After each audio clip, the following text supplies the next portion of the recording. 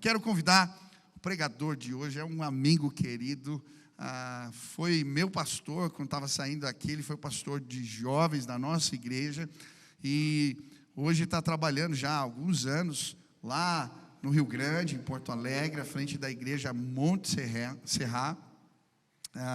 O Tércio, ele é um homem de Deus, trouxe a família, a Martinha está aqui, a Radassa também, voltou do Atoto agora. Ela veio me abraçar, está com 18 anos, falou, tio. Eu falei, tio, não. Eu me senti velho, eu vi ela pequenininha, agora já missionária. E assim, é uma alegria receber essa família. O Tércio vai ministrar hoje sobre santidade para nós. Então, recebam eles aí com uma salva de palmas. Que Deus te use poderosamente para falar com a gente. Glória a Deus. Voltar para casa sempre é bom. São 23 anos que estamos lá em Porto Alegre. Eu quero começar agradecendo, porque ontem completaram-se 3 meses da inundação. Rio Grande do Sul, 92% do estado foi abalado. A gente talvez não consiga dimensionar o que foi essa inundação pela televisão. Alguns de vocês estiveram por lá. Mas 30% do estado, da geologia do estado, não será mais o mesmo. Só para você entender, leitos de rios mudados, montes alterados, famílias que perderam tudo. O impacto tem sido tremendo, mas a oportunidade maravilhosa. E Deus tem levantado a igreja nesse tempo, de maneira geral, no Rio Grande do Sul, para amar aquele estado. E Deus tem levantado o Brasil para manifestar o amor dele, o Deus que faz a ferida e cura. E nós queremos expressar essa gratidão a vocês como igreja, por ter amado o estado, amado de maneira muito especial nossa igreja, de múltiplas formas. Nossa gratidão. Os legendários chegaram lá logo imediatamente, no momento altamente crítico, nos ajudando a socorrer, a resgatar, a amar aquelas famílias. Nós pudemos receber dessa igreja inúmeras carretas que chegaram lá, fruto do seu amor, por ter repartido conosco. Isso impactou de maneira poderosamente muitas famílias lá, saibam disso. Obrigado pelas ofertas enviadas ao Instituto Monte Serra, nosso instituto, que tem hoje podido reequipar as casas. Nós estamos nesse momento na fase de voltar para as casas, de reequipar, e a sua oferta tem contribuído com isso. Obrigado, porque nós recebemos também, juntamente com a Cleide, algumas mulheres que foram lá para vestir com dignidade as muitas mulheres afetadas, e elas levaram mais de 6.000 peças íntimas para vestir aquelas mulheres. E não é um vestimento, uma vestimenta física, mas amaram, foram tão gentis e carinhosas. Muito obrigado pelas xícaras que recebemos lá em casa, com nossas fotos. Aqueles cafunézinhos de Deus dizendo, eu estou aqui, filho, estou cuidando e ainda vou te dar um cafezinho gostoso.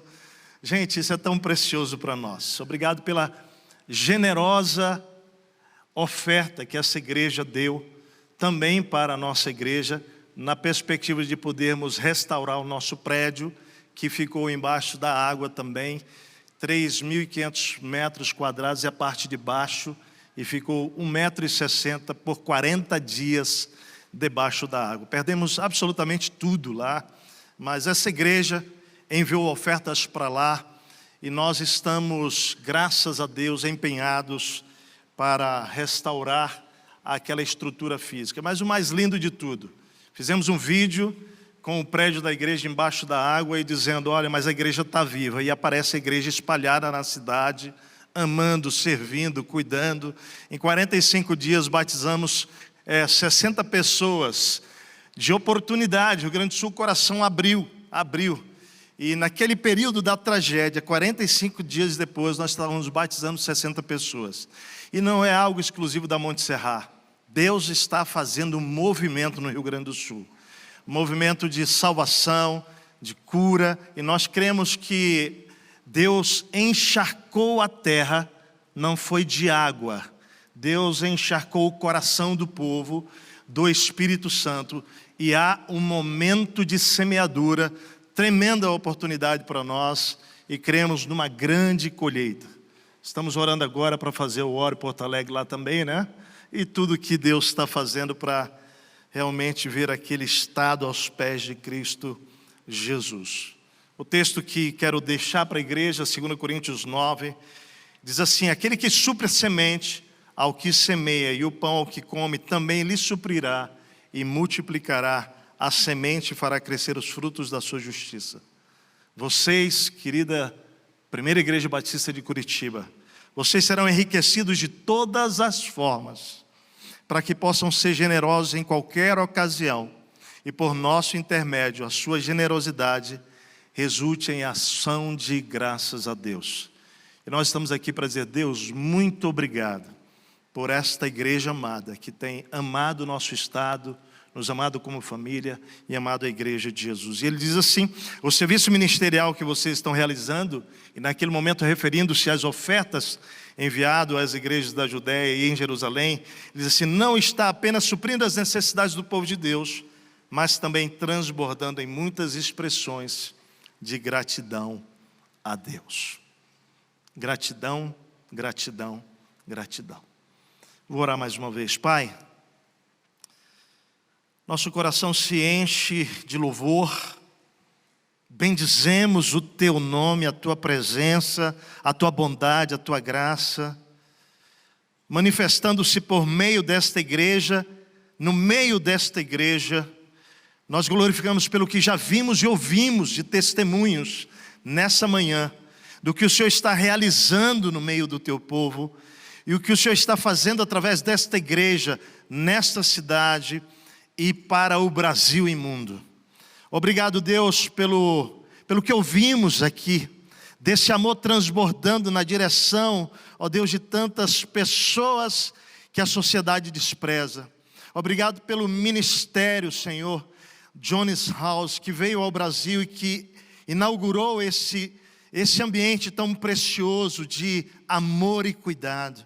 Que isso se espalhe pelo Brasil e que nós possamos ver, Pai, realmente um país amando e cuidando de todos e convidando todos à Tua mesa, como foi ministrado aqui. Pai, o que eu oro agora nesse momento é sobre a santidade desta igreja. Que o Senhor continue nos santificando, que esta igreja continue sendo separada absolutamente, exclusivamente para Ti, Senhor, de tal forma e de tal maneira que ela continue, Senhor, sendo uma bênção nessa cidade, uma bênção nesse estado, uma bênção no Brasil e uma bênção no mundo.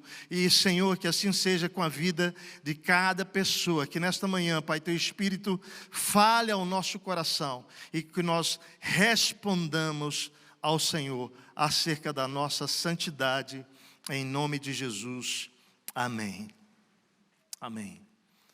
Essa igreja começa uma jornada hoje sobre santidade, o caminho da santidade. Eu tenho o privilégio de falar hoje sobre o inimigo dessa santidade. Meu propósito é abrir os olhos espirituais seu, de entender que o caminho da santidade tem obstáculos, tem resistência, mas mais do que isso tem inimigo. E nós vamos olhar juntos para perceber qual inimigo é, embora saibamos que Satanás é o grande inimigo de Deus e das nossas almas. Eu quero convidar você a observar um dos inimigos mais presentes na sua vida e na minha vida, e que nós precisamos observar com responsabilidade e temor e enfrentar esse inimigo. Por mais de 12 anos, um homem chamado Timothy, um ecologista apaixonado pela vida no campo, especialista em ursos. Ele viveu pacificamente e sem nenhuma arma entre os ursos pardos do Alasca. A história mostra que Timothy passava o tempo filmando aqueles animais. Ele era conhecido por sua confiança para com esses bichos. Apelidava cada um deles por um nome E a história diz que ele chegava tão perto a ponto de, inclusive, tocar naqueles grandes animais. Em uma entrevista ao apresentador de TV, David Letterman, ele diz o seguinte: ele descreve os ursos como, preste atenção, animais basicamente inofensivos. Eles apenas gostam de fazer festa. Ele vai ganhando notoriedade nacional e no começo dos anos 2000, sendo reconhecido por se aproximar daqueles animais, tocá-los e até brincar com eles. Ele grava mais ou menos 100 horas de imagens dessas brincadeiras e desses contatos. E viajando pelos Estados Unidos, ele vai fazendo palestras e ele vai, preste atenção, educando crianças sobre ursos, dizendo que ursos não são tão perigosos quanto parecem, quanto dizem. Ele participou de um programa de televisão da Discovery Channel. Ele deu entrevista no talk show, Late Show, com David Letterman. E além de discutir sobre esse tema e suas experiências no Dateline NBC. Todo mundo vai ouvindo aquilo e vai se impressionando e questionando, mas 2 anos depois, em 6 de outubro de 2003, os corpos de Timothy e da sua namorada foram encontrados totalmente dilacerados. Eles foram atacados por ursos no Parque Nacional de Katmai, na península do Alasca. A lição que tiramos desse episódio é óbvia. Não é possível civilizar animais selvagens. Não importa o quanto nos sintamos à vontade entre eles, cedo ou tarde, eles irão agir de acordo com a sua própria natureza. Pensar o contrário disso é brincar com o desastre. A pergunta, então: por que pensamos ser capazes de nos aproximar de uma fera ainda mais mortífera, chamada pecado, e ainda pensarmos que vamos sobreviver? Talvez inconscientemente nós achemos que certos pecados são inofensivos, principalmente depois de brincarmos com eles vários anos da nossa vida e nunca sofremos nenhum grave ferimento. Muitas vezes, como Timóteo, nos aproximamos em demasia do pecado em nossa vida e lidamos com eles como se fossem apenas umas doses toleráveis de uísque, né? Chamado também de apenas aguardente, água da vida, sabendo que Jesus é a água da vida.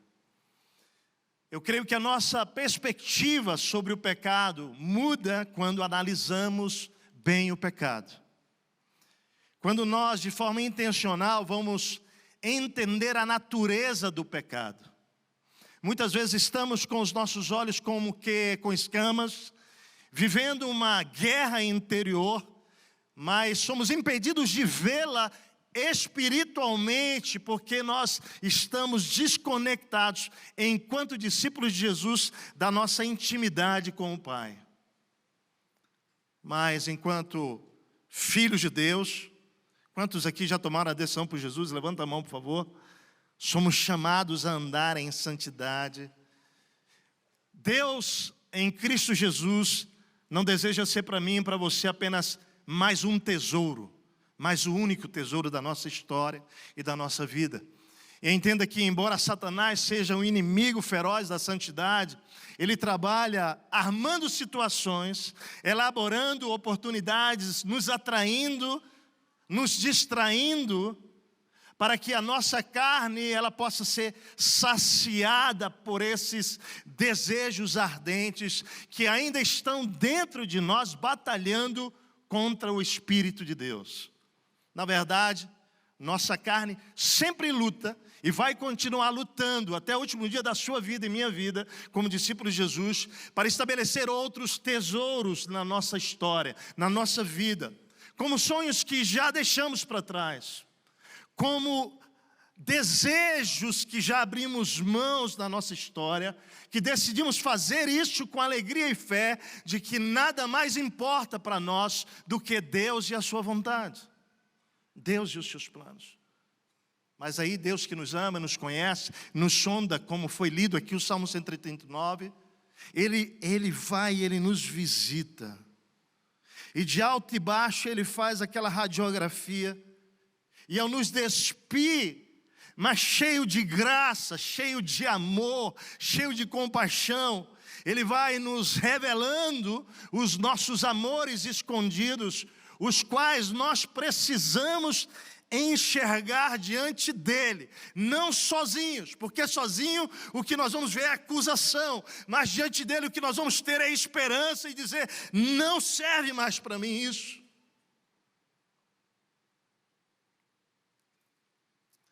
E aquilo que até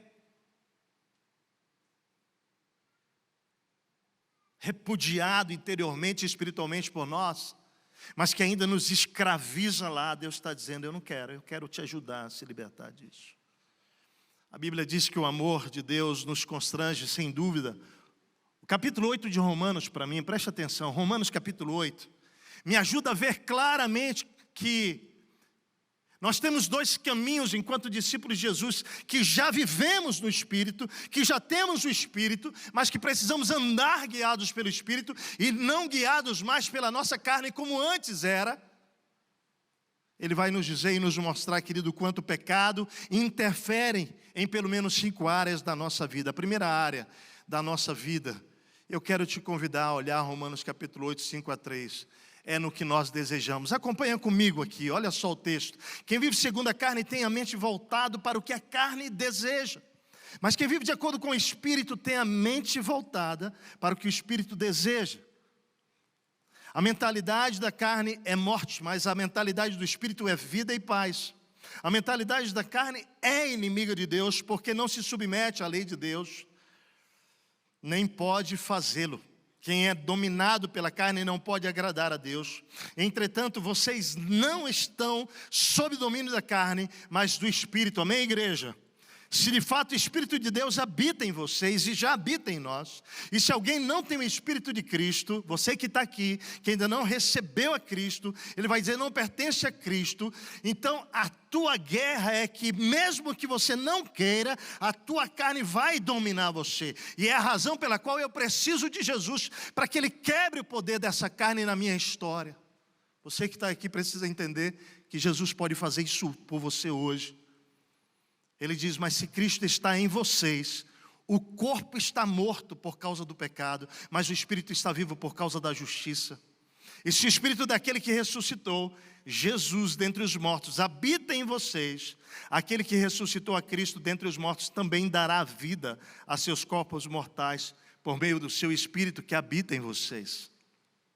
Que texto extraordinário. Ele diz, portanto, irmãos, estamos em dívida, não para com a carne, para vivermos sujeito a ela, pois se vocês viverem de acordo com a carne, morrerão, mas se pelo Espírito fizerem morrer os atos do corpo, viverão, porque todos os que são guiados pelo Espírito de Deus são filhos de Deus.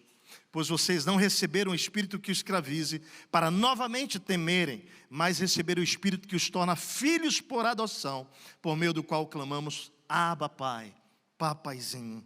O próprio Espírito testemunha ao nosso Espírito que somos filhos de Deus. Se somos filhos de Deus, então somos herdeiros, herdeiros de Cristo, herdeiros de Deus e co-herdeiros com Cristo, se de fato participamos dos seus sofrimentos, para que também participemos da sua glória. Bom, esse texto nos mostra que o pecado tem interferência em pelo menos 5 áreas da nossa vida. Primeiro, interfere diretamente no que eu desejo. O texto diz que quem vive segundo a carne tem a mente voltada para o que a carne deseja, mas que quem vive de acordo com o Espírito tem a mente voltada para o que o Espírito deseja. Ou seja, a minha carne, a sua carne, essa natureza carnal, ela engana, ela me faz desejar o que é temporal, o que é material, efêmero, e me coloca em oposição ao que o meu Espírito deseja, que é eterno e espiritual. Me lembro quando eu fiz um socorro a uma família na Itália, e chegando lá, a pedido da esposa, a esposa ficou no Brasil, veio de lá, havia quebrado aquela relação conjugal, a família estava se esfacelando, aquele homem tinha perdido o foco nas suas escolhas, e era alguém que nós pastoreávamos há 10 anos, e quando cheguei na Itália, liguei para o homem, e ele não quis me atender, inclusive dizendo: Tércio, eu não sei o que você está fazendo aqui, porque eu não te chamei para vir aqui, foi a minha esposa, então embarque de volta para o Brasil, eu não tenho nada para falar com você. Então isso era quinta-feira, não era sexta, era quinta-feira. E então eu decido entrar em oração e jejum aquela noite, fiz uma vigília, não dormi, clamando a Deus que Deus me desse a oportunidade de conversar com aquele homem. A passagem estava pronta para eu voltar na terça-feira, porque presumia-se que seria bem desafiador aquele encontro. Mas na manhã seguinte, logo cedo, eu recebo uma ligação do secretário daquela pessoa dizendo que ele gostaria de almoçar por mim e iria me receber. No almoço, ele não conseguiu olhar nos meus olhos por todas as escolhas, vergonha. O pecado provoca isso. Mas eu sabia que aquilo não era o que espiritualmente ele queria para ele, mas era o que a carne dele tinha levado a viver, aquele adultério, aquela prostituição. Então eu peço para ele para que a gente vá para um lugar reservado, nós vamos para a casa dele. E pela graça de Deus, misericórdia de Deus, eu abro a palavra no texto que Deus havia me dado naquela madrugada, e ele começa a ler aquele texto, à medida que ele vai lendo, os meus olhos começaram a contemplar o quebrantamento do Espírito, aquele amor de Deus que vai transbordando sobre o coração daquele homem, entendendo que apesar do pecado dele, Deus o amava e que a sua graça transbordava sobre aquele pecado, e que bastava ele se arrepender. E gente, foi algo extraordinário, esse homem caindo de joelhos, clamando, em 1 hora Deus resolveu tudo. Tudo. Ele pega o telefone, liga para a esposa no Brasil, pede perdão, clama para ela voltar. E a minha passagem estava comprada para terça-feira. E esse homem então disse para mim: Tércio, olha, hoje é sexta, amanhã a gente viaja, nós vamos para Roma, vai ter algo lá em Roma, eu quero que você participe, você vai ficar em tal lugar, mas eu vou dessa maneira, você vai pegar o carro, me deu um carro de luxo. Ele falou: você vai de carro. Deixa eu dizer uma coisa para você, eu preciso dizer, a gente assistiu um jogo de futebol lá em Roma. Naquele momento meu coração entra numa guerra. Quem me conhece sabe disso. Carro sempre foi uma paixão para mim, da mocidade. Esporte, eu amo esporte. Eu estava diante de um conflito. Porque o Espírito de Deus falava no meu coração assim: eu te mandei aqui para cumprir uma missão espiritual e você já completou. Embarca hoje de volta para o Brasil. Mas a minha carne dizia: que maravilha pegar um carro de luxo em Roma, viajar para Roma, ir para um estádio de futebol, assistir, depois curtir isso aqui. Mas que maravilha, quando eu vou ter essa oportunidade? Mas deixa eu te dizer uma coisa, é exatamente aqui que esse texto está dizendo que a minha carne, ela interfere nos meus desejos. Porque o texto diz que quem tem a mente da carne deseja o que a carne deseja, mas quem tem a mente do Espírito vai desejar o que o Espírito deseja. E naquele momento o Senhor trabalhou no meu coração. Eu mudei a minha passagem para aquela sexta-feira, 21h30, embarquei para o Brasil. E deixa eu te dizer, dentro de mim ainda os meus desejos dizendo: seu bobão, nunca mais você vai fazer isso. Mas quando entrei naquele avião, eu quero dizer para você o que eu senti. Eu senti o Espírito de Deus dentro de mim, se alegrando e dizendo: é isso, meu filho, é isso.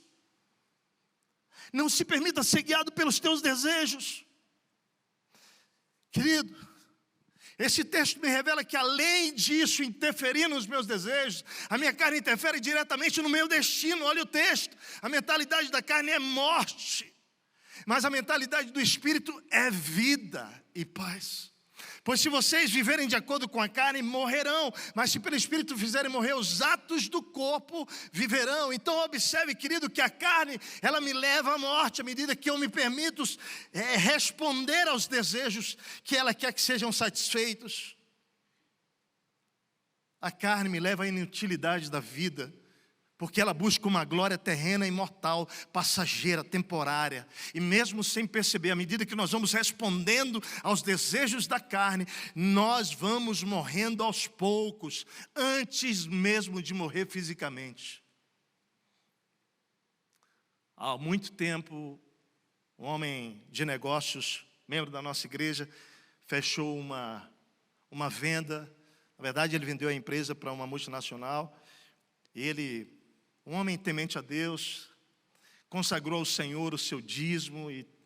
Mas ele entra na minha sala para celebrar como Deus fez aquilo. Ele me conta toda a história, eu me alegro com ele. Mas antes de terminar, ele abre a sua bolsa e ele pega um envelope e coloca na minha mesa. E ele diz: Teste, isso aqui, meu querido pastor, é um presente da nossa família para você e para Martinha. Nós tínhamos comprado uma casa há um ano. Tínhamos feito um financiamento. E aquele ano era o primeiro ano do financiamento, estava sendo bem arrochado para nós. Querido, quando eu abro aquele envelope, tinha um cheque. No tempo se usava cheque ainda, né? Eu sei que tem gente que ainda usa, mas nenhuma crítica a isso. Eu pego o cheque e, queridos, o valor do cheque era exatamente o valor do financiamento da casa. Eu estou no conflito, eu falei: o que é isso que está acontecendo aqui? E o Espírito Santo então fala comigo e diz o seguinte: faz uma pergunta, meu filho, para ele. Isso é oferta ou isso é dízimo que você tirou do dízimo e deu para a gente? Então eu faço a pergunta para ele: meu querido, só uma pergunta que está me vindo à mente aqui.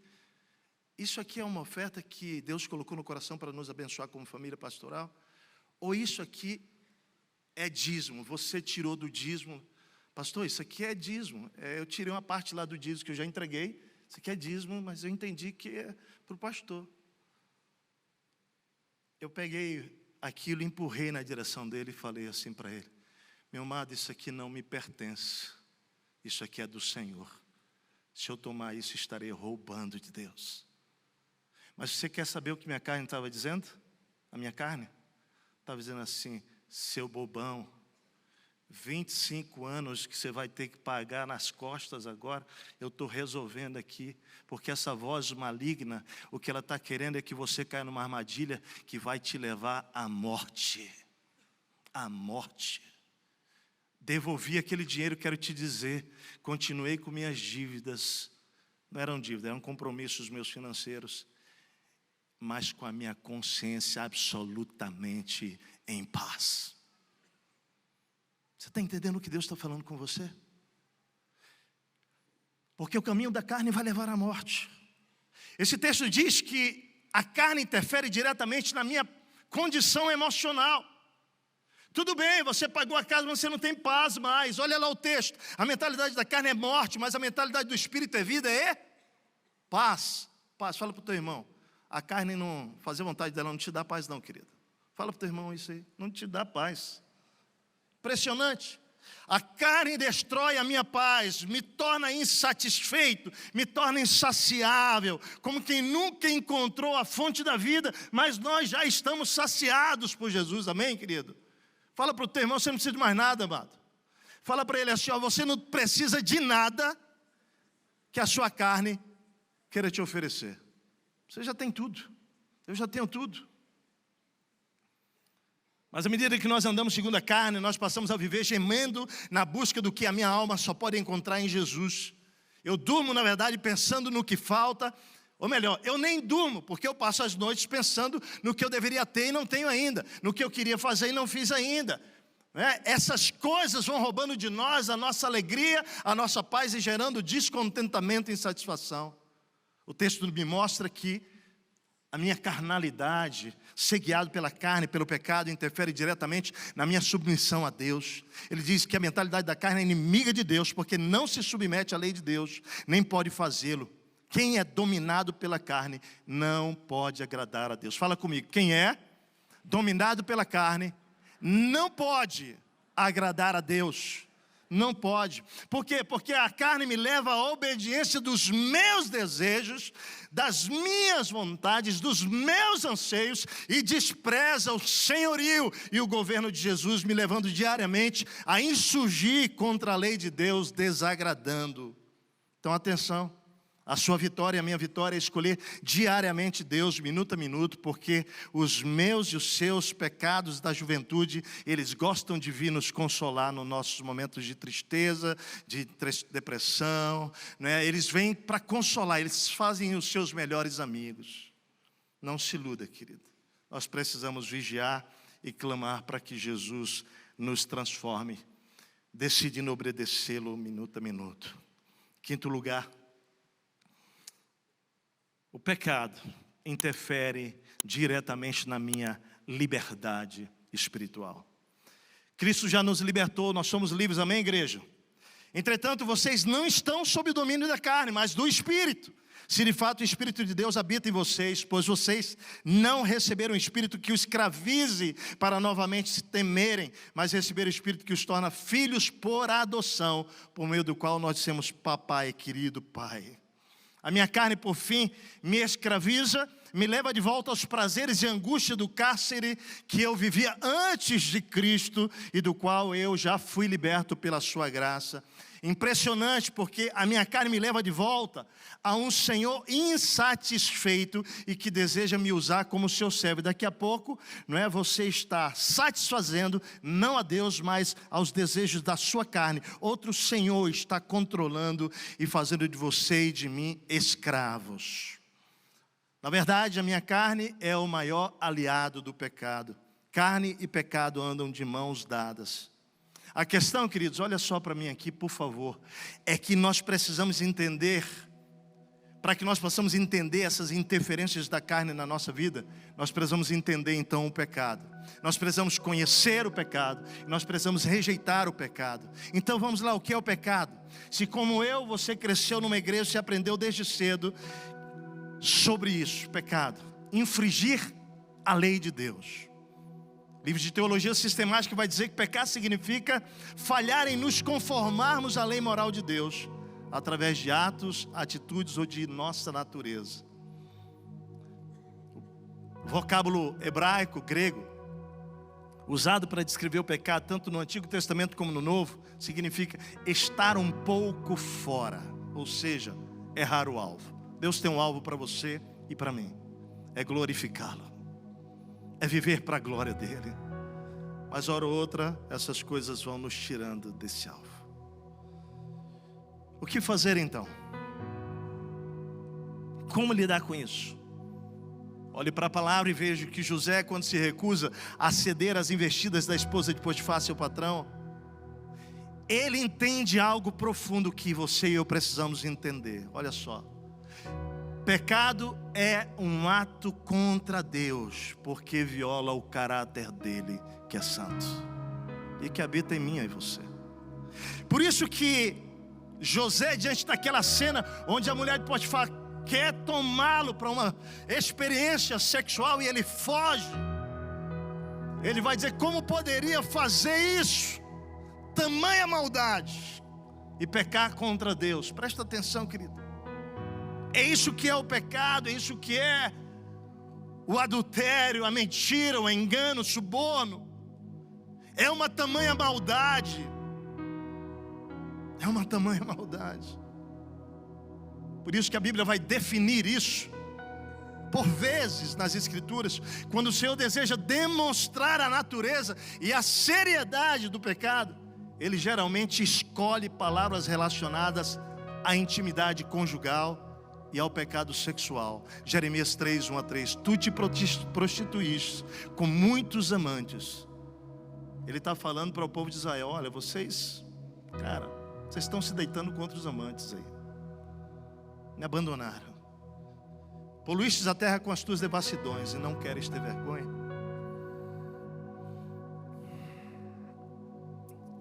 O que a gente precisa entender é que nesse caminho da santidade, nós vamos precisar fazer as escolhas, nos colocando diante dele, dizendo: Senhor, sonda aqui. Foi a música que cantamos agora há pouco. Senhor, sonda. Eu quero te dizer algumas coisas para finalizar aqui, presta atenção. Além de o pecado afetar o Deus que é santo, ele afeta você, ele afeta outras pessoas que estão à sua volta. Mas você precisa entender que ele vai cobrar um alto preço de quem escolhe viver nele. Da mesma maneira que os animais selvagens que Timóteo disse confiar, um dia o atacaram. assim também o pecado fará presa daqueles que o alimentarem. Então eu queria te convidar a tomar uma resolução hoje, compreendendo, quando você estiver diante da tentação novamente, algumas coisas. Primeira delas, o pecado, ele vai decepcionar você, porque ele não cumpre o que ele promete. Ele nos concede um prazer momentâneo, mas essa alegria vai passar. Prazeres pecaminosos simplesmente não duram. Uma vez que o êxtase inicial tenha esmorecido, o prazer inevitavelmente dá lugar a uma sensação de vazio, de fracasso, de vergonha. Ele vai decepcionar você. O pecado, ele vai enganar você. Você precisa entender isso. Quanto mais você der espaço ao pecado, mais prejudicado vai ficar a sua capacidade de discernir a saúde da sua vida. Ele vai te fazer acreditar que está valendo a pena, mas não, você está destruindo sua vida, sua família, seu futuro e tudo que Deus planejou para você. O pecado vai enganar você.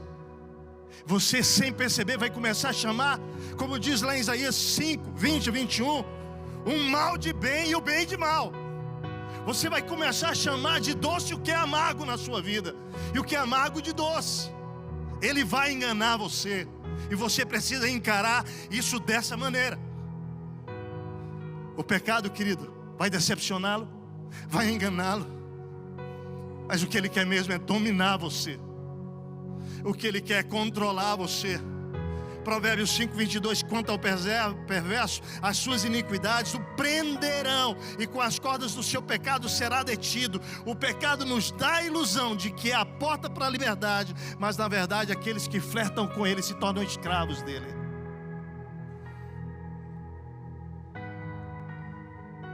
Nossa cultura tem promovido um estilo de vida de duplo prazer e nenhuma culpa. Sabe qual é o resultado disso? A sociedade se tornou viciada e compulsiva.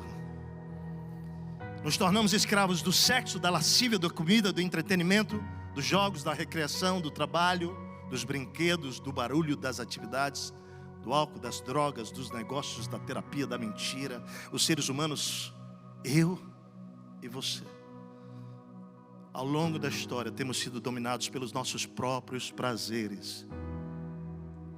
Mas Jesus veio para quê? Para destruir as obras do diabo na nossa vida. O sangue dele derramado naquela cruz foi para nos fazer livres. Então o pecado, ele vai decepcionar você, a mim, enganar, dominar, mas o que ele quer mesmo é destruir você. Um pouco mais de 20 anos atrás, em outubro de 2003, nas florestas do sul da Califórnia, incêndios devastadores queimaram mais de 750 mil acres, destruindo mais de 3.600 casas, e 22 pessoas morreram.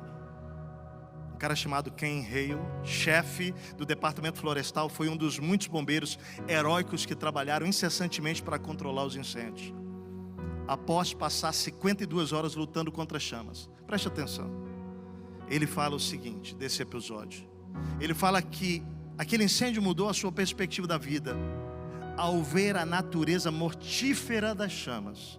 E ele disse: quando percebi que pessoas haviam morrido, minha opinião a respeito dos incêndios mudou completamente.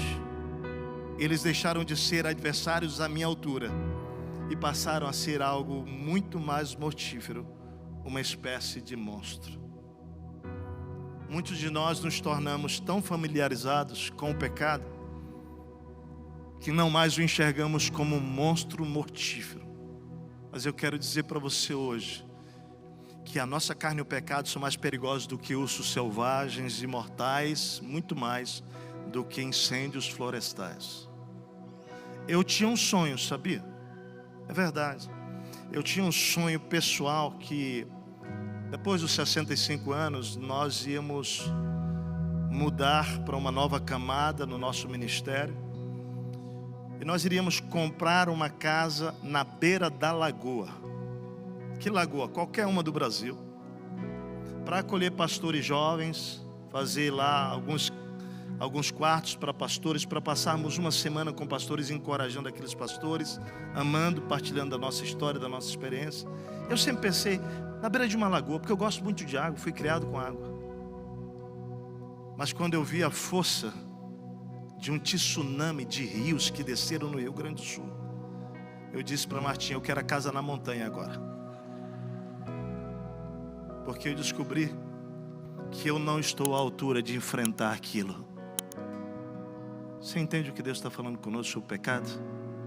Você precisa tratá-lo na medida certa, porque senão ele pode destruir você e eu, e nós nem percebemos, como foi no Rio Grande do Sul. Me chama a curiosidade porque os avisos não adiantaram. Na verdade, nenhum de nós tinha dimensão do que seria. Mas foi avisado 1 dia, 2 dias, 3 dias. Eu creio que essa manhã pode ser para a tua vida um aviso de Deus. Talvez não o primeiro, talvez o 10º, talvez já o 100º. Mas Deus está te dizendo: para. Volta. Eu quero terminar com uma palavra de esperança para você. O que fazer? O que fazer? Se Tiago disse que essas guerras vêm de dentro de nós, essas paixões queimam dentro de nós, nós cobiçamos coisas. Paulo diz: eu quero fazer o bem, não faço, o que eu não quero é o que eu tenho feito. Miserável homem que sou, quem me livrará do corpo dessa morte? Mas quando o profeta, que lindo, Oséias, ele vai olhar para a nação e profeticamente ele vai anunciar uma bondade de um Deus, uma graça de um Deus, uma misericórdia de um Deus que é Deus de redenção. É o Deus que está aqui nessa manhã dizendo: não importa se você se perdeu no caminho, não importa se você está igual um louco lá, brincando com isso, eu estou aqui hoje para dizer para você: larga isso, vem na minha direção, eu vou te perdoar, eu vou te restaurar, eu vou te renovar para a minha glória. Você é meu, você é minha. Sabe o que é mais bonito nessa história? Que não importa o que você e eu tenhamos feito, Deus não nos trata segundo as nossas iniquidades. Ele está aqui para dizer para você: conhecidos do meu coração e da minha alma. Falei para ele assim: Deus, eu escolho você. Eu me coloco voluntariamente como teu filho, teu servo, para poder dizer como Paulo: fui crucificado com Cristo. Assim já não sou eu quem vive, mas Cristo vive em mim. A vida que agora vivo no corpo, vivo-a pela fé no Filho de Deus, que me amou e se entregou por mim. Então declara isso: meu Pai, eu te entrego toda a minha vida também. Abro mão de tudo que a minha carne deseja para viver os teus sonhos e planos, e assim cumprir os teus sonhos e planos nessa terra. Glorifica a ti mesmo por meio da minha vida, em nome de Jesus. Amém. Que Deus abençoe você.